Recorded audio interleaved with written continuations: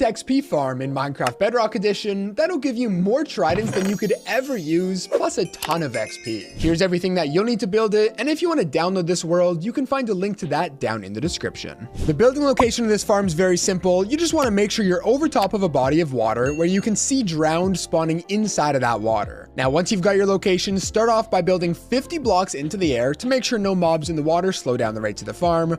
And then once you get up here, make a nice 4x7 platform using any type of block that you want. Now, to get up and down from the farm, you could use a bunch of ladders, but those are pretty expensive. The easier way is to just take a bucket of water and place it down right there. And there you go. Now you can super easily get up and down from the farm. Now, as for the collection system, start by going to these 4 blocks right here, break all of them, and then also break the 2 blocks in front.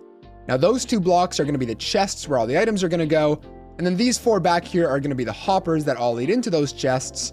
And you're also going to want to place 4 slabs on top of those hoppers to make sure no XP gets stuck inside. Then once again, using any type of block, place 6 blocks around those slabs and then continue that up so it's now 3 blocks tall. Then on this front side, you want to place down 2 blocks right there and then 2 slabs, and this is where we're going to be killing all of the drowned. Now from here, what I'm going to have you guys do is extend this drop chamber up another 20 blocks, so it's a total of 23 blocks tall.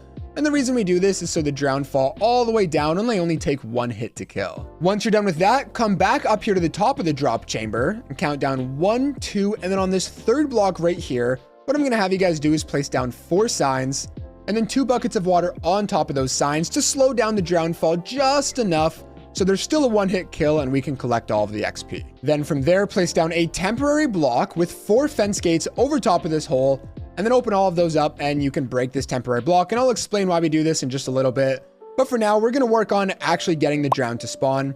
So using any type of solid block, fill in all 4 of these corners.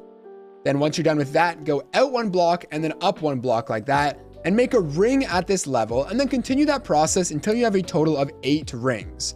Now you can do all the way up to 15. The more layers you have, the more efficient the farm is going to be. But I found that 8 layers is perfect for most people. So you should now have this kind of upside down pyramid shape here. We're really close to done this farm, so make sure to stick in there. Really quickly, if you want to make sure this farm works before you actually build it, you can find a link to download this world down in the description. But okay, moving on.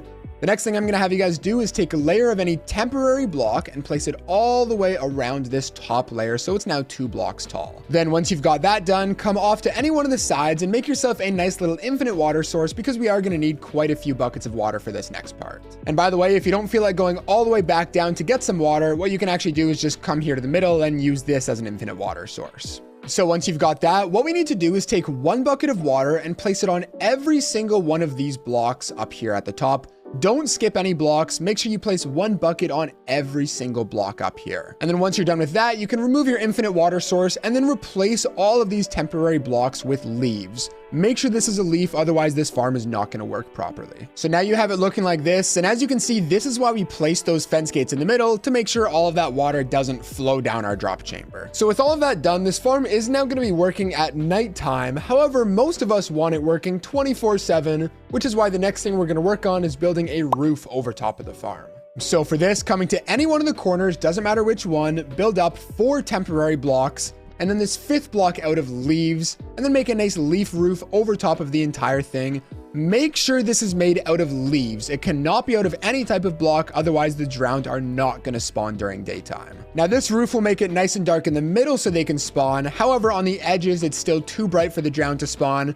So what you're going to do is extend each side out by 5 more blocks. And there you go. Now the farm is going to be working 24/7. Now before you click off, there's a couple more really important things you have to do. First of all, place some torches down here so mobs don't spawn here and kill you. And as well, to make sure the baby drowned don't kill you, place down 2 more slabs at that height right there.